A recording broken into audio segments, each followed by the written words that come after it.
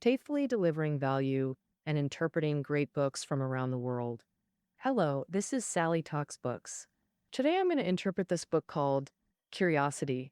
The subtitle is Maintaining an Unceasing Passion for the Unknown World. Everyone has curiosity. As kids, we were always curious about so many unknown things. Why is seawater salty? And why do fireflies glow? Why is the moon sometimes round and sometimes crescent? Where do we actually come from? That we have less curiosity as adults. We still get drawn to certain things. Like seeing people argue on the street, many just can't resist crowding around to see what's happening. Or opening your phone to a shocking headline. You just got to click. But our understanding of curiosity, oh, it's just the tip of the iceberg. Some think curiosity is simply being interested in the unknown. Others believe it's an innate human trait that doesn't need effort to maintain. But this curiosity book we're discussing today, it refutes all these views one by one. It tells us true curiosity is way more complex than we imagine, and we gotta actively practice to keep it alive. The author Ian Leslie is a renowned columnist, speaker, and former BBC radio comedy writer host before his fame. Soon as Curiosity published, it got rave reviews and recommendations from major outlets like the New York Times, Wall Street Journal, and Scientific American. In Curiosity, Leslie uses tons of research from psychology, economics, education, and business to show what curiosity really is and how to nurture it. Now, I'll break down this book in 3 parts for you. First, what is curiosity and why is it valuable? Second, how does curiosity emerge and why does it get stifled? Third, how can we cultivate curiosity? All right, let's dive into part 1, what curiosity is and its value. Curiosity is a uniquely human high-level cognitive need. First off, it's exclusively human. Darwin's evolution theory says humans and primates share 3 basic drives: food, sex, and shelter. But the author of this book believes that curiosity is the 4th unique human drive, and even chimpanzees, which share very similar genes to humans, don't have it. Scientific research has found that chimpanzees are very smart. Through training and learning, they can interact with humans based on human language and instructions. But chimpanzees never ask, "Why are you teaching me these things?" In contrast, humans are naturally curious about unknown things. As kids, when we saw stars in the sky, we'd wonder what's really out there. As we got older, we'd ask our parents where we came from, and, we get satisfaction from thinking. Secondly, curiosity is a high cognitive need. Cognitive need is the intrinsic drive to understand things. Simply put, it's the thirst for knowledge. And curiosity is one type of high cognitive need. People with strong curiosity usually have these traits. They enjoy tackling situations that require a lot of mental effort and gain satisfaction from prolonged, tough thinking. They wish life was filled with unsolvable mysteries. Conversely, people with weak curiosity, meaning those with low cognitive needs, dislike using their brains and prefer tasks that don't require thinking. The author categorizes curiosity into 3 types: diversive curiosity, epistemic curiosity, and empathetic curiosity. Let's go through them one by one. Diversive curiosity is a brief fascination with new things. For example, little kids always like to touch things they shouldn't, or when they see an open door, they can't resist going over. Another example, when we're texting a friend and a breaking news alert pops up on our phone, we just can't help but tap to see it. Then, when something novel appears, we shift our attention to that new thing. Epistemic curiosity is different. It refers to a desire for deep exploration of knowledge that requires effort. People with epistemic curiosity enjoy studying complex problems and relish the process of gaining new knowledge through effort. Every time they learn something new, they get really excited. Diversive curiosity, while it can encourage people to broaden their horizons, gain new experiences, and make new friends, but if we always skim the surface without seriously building in, we can't gain anything truly useful. For example, if humans want to explore Mars, Relying solely on curiosity about this distant planet is far from enough.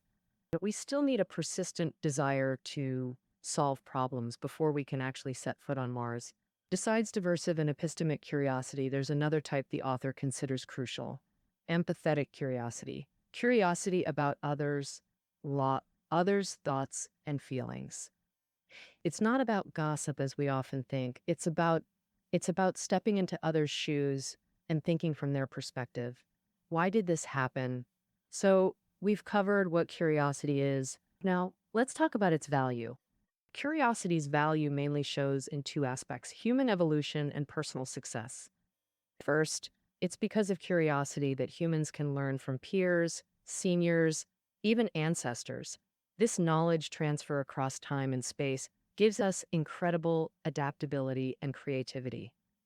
For example, apart from humans, other animals rarely leave their habitats for unfamiliar places. Gorillas won't leave familiar jungles to settle by rivers, yet humans, driven by curiosity, explore Earth's corners and even other planets. What's more amazing, humans adapt quickly wherever they go. That's because we can learn, copy, improve from others' experiences, like how ancient wheel inventors enabled us to create cars. They built thatched huts, we build skyscrapers, but animals remain trapped in ancestral lifestyles, hindering their evolution. Secondly, curiosity is vital for personal success too. Today, education is considered crucial for personal development. Globally, fastest growing economies often have high college enrollment rates, drawing more attention. Why do some outperform others with equal education? Many first think of intelligence, but psychologists increasingly find intelligence isn't the sole success factor. Professor Sophie von Stum at University of London studied 50,000 students. Curiosity, conscientiousness, and intelligence shape academic success, with curiosity and conscientiousness combined outweighing intelligence alone. In 2012, several other researchers analyzed 241 global studies from 1997 to 2010. They wanted to see if a high school student's background and personality could predict future success. They reached the same conclusion as von Stum. Without sufficient desire to learn, children are unlikely to persevere. And smart kids can only unlock their potential through sustained effort. If those genuinely interested in learning material will work harder to understand and master it, take reading.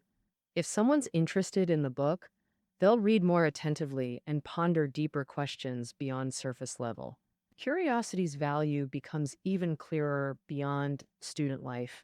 In the workplace, Kai-Fu Lee, founder of Sinovation Ventures, says within 15 years, AI and automation could technically replace 40 to 50% of jobs, especially repetitive labor.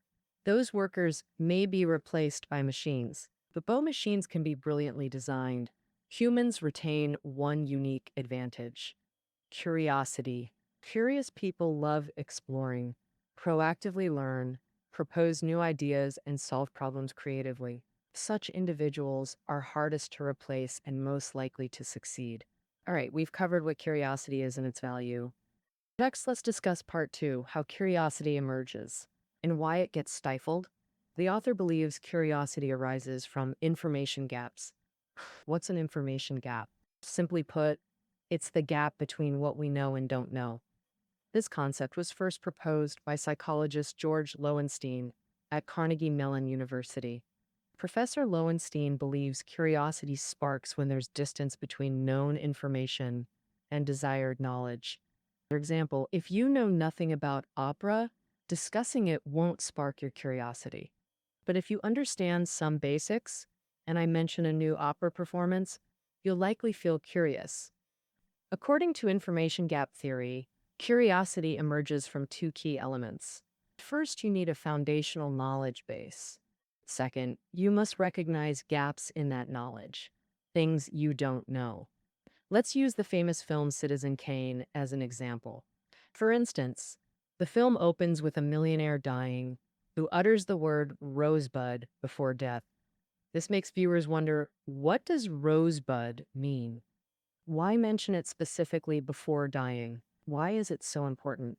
These questions get answered step by step as the plot develops. Such plot driving elements are essentially information gaps. Initially, viewers see partial information, but the missing part creates an urgent desire to know. Through this process, the director builds suspense while providing clues, equipping viewers with knowledge while highlighting information gaps.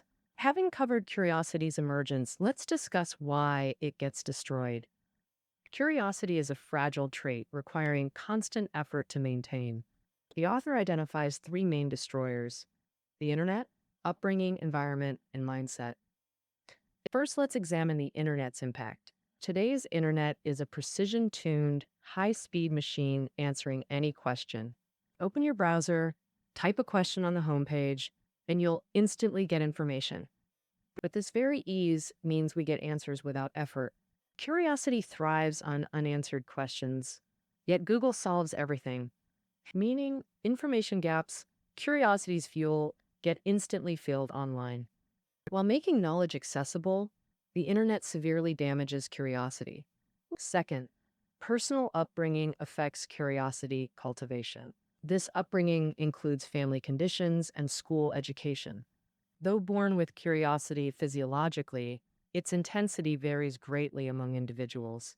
Our curiosity changes every day, and this change largely depends on the upbringing environment around us, especially the influence of caregivers during early childhood. Psychologist Burgess discovered when kids ask parents questions, the more encouraging responses parents give, the easier it is for children to learn new stuff. In other words, infants' curiosity relies on parental involvement. But in many disadvantaged families, parents are too busy making ends meet to spend time with their kids, and they don't know how to encourage questions. Kids in these families likely spend most of their time amusing themselves alone. So, compared to upper class kids, their curiosity doesn't get a chance to be trained. Besides family education, school education also affects how curiosity develops. Nowadays, in many schools and even colleges, education focuses on precisely finding answers to questions, not teaching students how to persistently explore the unknown world. The goal has also shifted to just landing a good job. To oppose this rote learning education, many educators push for a new curiosity-driven approach. But this idea has gone to the other extreme. This view claims kids don't need teachers to help them learn or memorize stuff by rote. They can grow freely, and it's pretty popular. But the author thinks kids need teachers' guidance to avoid detours. A good teacher helps kids spot their information gaps and provides knowledge reserves, keeping their curiosity strong. Third, the mindset that damages curiosity. Specifically, it's overconfidence and self-depreciation. And we mentioned before that curiosity comes from information gaps. But an overconfident person doesn't feel like they have any information gaps. In other words, overconfidence makes people lose the curiosity to explore more possibilities. Besides overconfidence, another damaging mindset is self-depreciation. Psychologists found that kids raised in highly unstable environments often lack confidence and security, leading them to show no curiosity because they focus energy on survival. For example, focusing on who can help them, who's their enemy, and constantly worrying if their family situation will get worse. So they've got no time or energy to explore, missing the basic conditions for nurturing curiosity. They live in survival fear, and fear kills curiosity. All right, we've covered how curiosity emerges and why it gets damaged.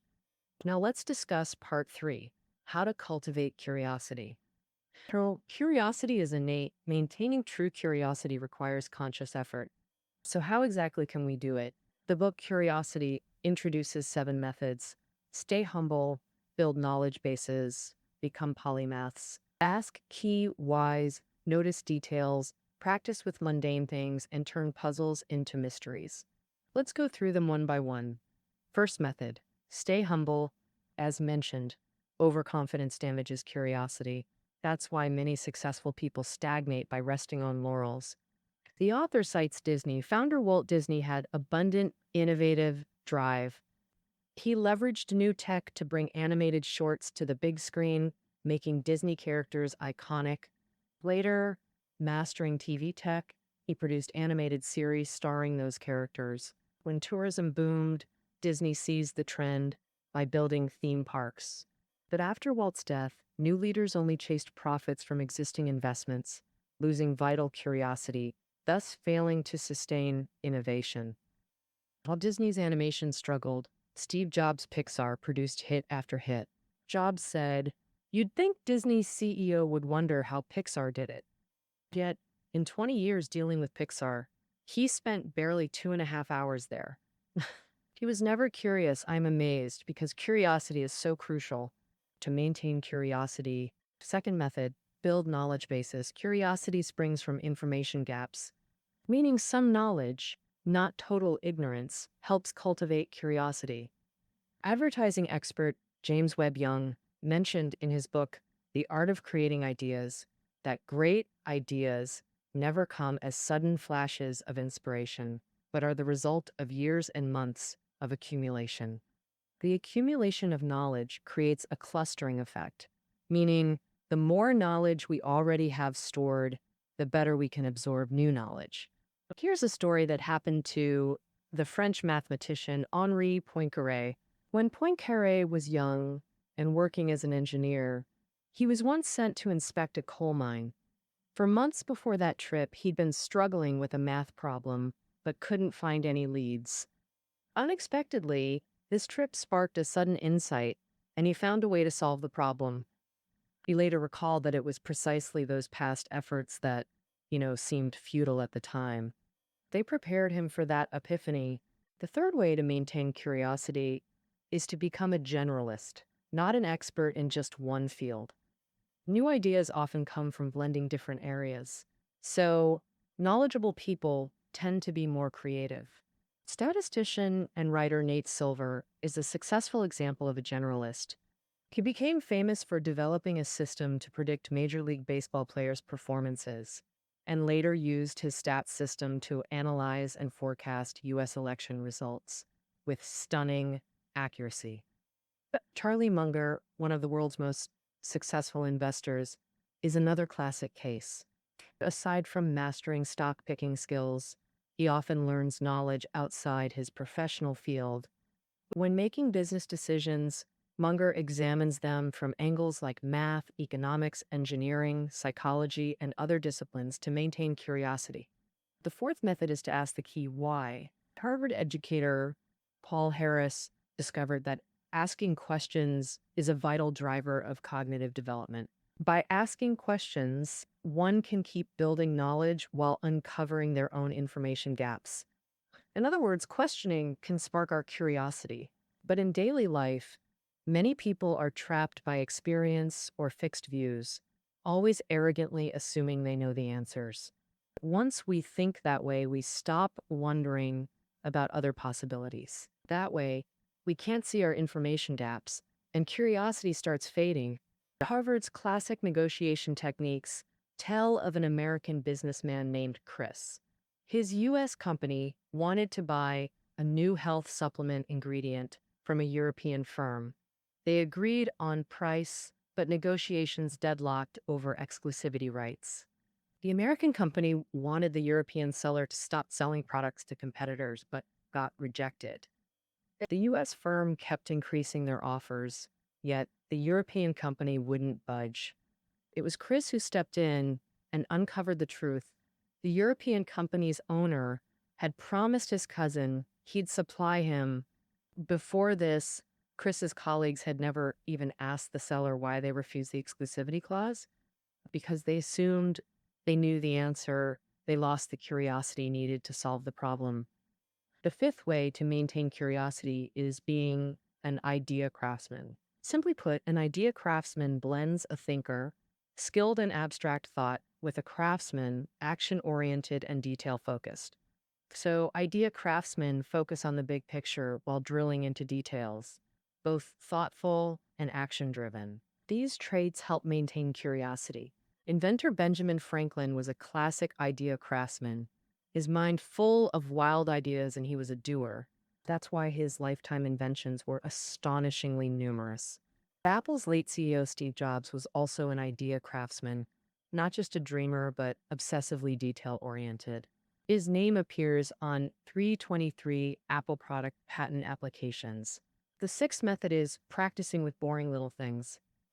Simply put, when you find something boring, keep focusing until you discover its interesting aspects. For example, start with simple utensils. Observe chopsticks, a bowl, a coffee cup. Through practice, we transform these ordinary things into curiosity building exercises. So, the final method is turning puzzles into mysteries. The biggest difference: puzzles have definite answers. Once solved, we no longer need curiosity for puzzles. But mysteries are ambiguous, with no clear answers, blending known and unknown, thus continuously sparking curiosity. So when facing problems, we should constantly ask, what hidden mysteries lie within to explore? This problem-solving process helps cultivate curiosity. With that, we've covered most about curiosity. Let's briefly recap the main content of this book. First, curiosity is a uniquely human high-level cognitive need. It can be divided into three types: diversive curiosity, epistemic curiosity, and empathetic curiosity. Second, curiosity arises from information gaps. Therefore, there are two elements to curiosity's emergence. First, you need a foundational knowledge base. Second, you must recognize gaps in that knowledge, things you don't know. Third, we covered 7 methods to maintain curiosity: staying humble, building knowledge bases, becoming a polymath, asking the key why, being an idea craftsman, practicing with boring little things, and turning puzzles into mysteries. All right, that concludes our interpretation of the book Curiosity. Reading notes are below the audio. See you tomorrow.